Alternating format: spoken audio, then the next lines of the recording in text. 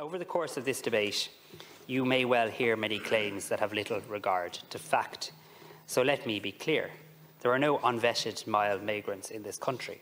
There's no implantation of men in Ireland. People want to know how come people are arriving on Ryanair flights and other flights without documentation. Because they flush them down the toilet, or they arrive at Dublin Airport and they flush them down the toilet. And one of the things we have to do here is we send everybody who's non-EU you have to get their visas checked. We're now taking photographs of their passports at the visa check desk, and we want to send that information to the Department of Justice. So if somebody shows up, we as the airline will be able to say, here's the passport, here's here's the passport, here's where we think they were sitting. I mean, it's a complete scam.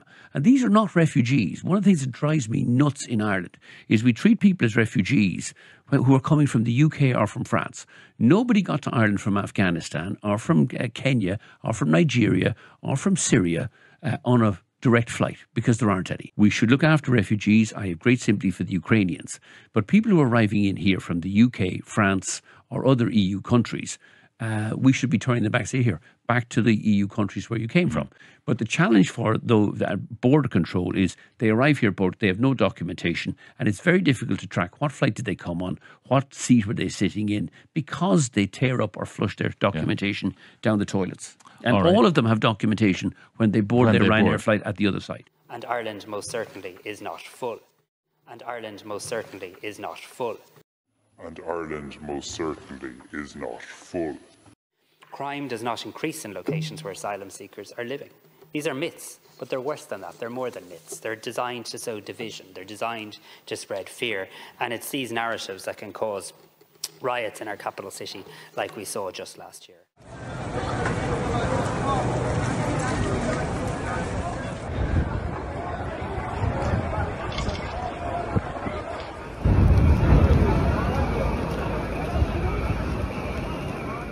A 58-year-old Michael Snee was found at his home on Connaughton Road yesterday morning. He had suffered serious injuries, while the body of 42-year-old Aidan Moffat was discovered at his house at Cartron Heights at around 8:30 on Monday evening. Aidan had also been the subject of a serious physical assault. Justice done, the parents and sister of Aisling Murphy watch on as her boyfriend tries to put their pain into words. Aisling was a vibrant, intelligent and highly motivated young woman, and she was the epitome of a perfect role model for every little girl to look up to and strive to be. Gardaí were alerted to this violent incident at the Riverdock apartment complex located at the corner of the Dock Road and O'Curry Street in Limerick at 1:30 this afternoon. The body of a woman aged in her 20s was found in an upstairs flat, fatally assaulted. If these untruths are things that have helped bring people to politicians' homes and have helped subject some of our families to intimidation, it is this hate that is poisoning our people across the country to believe that a migrant is the enemy. It needs to be called out, because it is this radicalisation that has the potential to spin and spill into violence, and it needs to end. Every migrant out there is supposed to carry a weapon, supposed to carry something to defend themselves. Don't listen to these people. They don't know what life is. They don't even know who they are. You know, they don't even know how to protect their own fucking country. You know what I mean?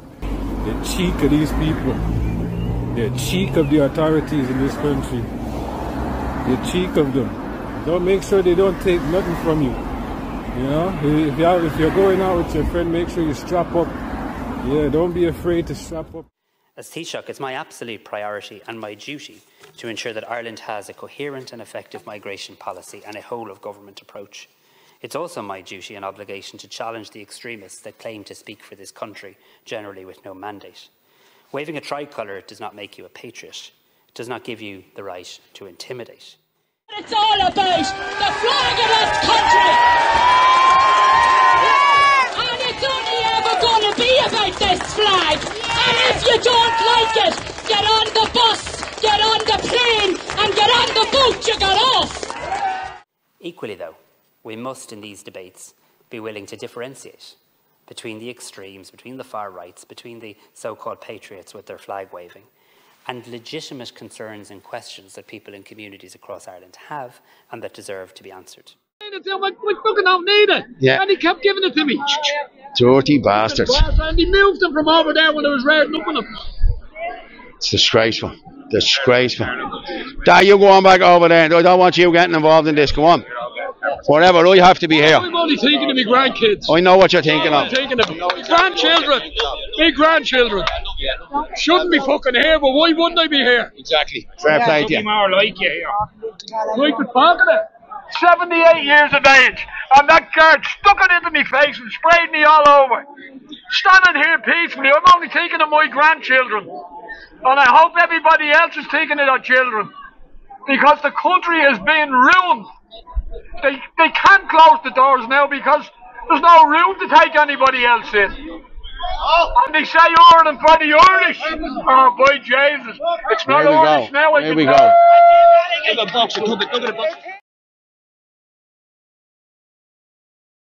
There's no implantation of men in Ireland, and Ireland most certainly is not full.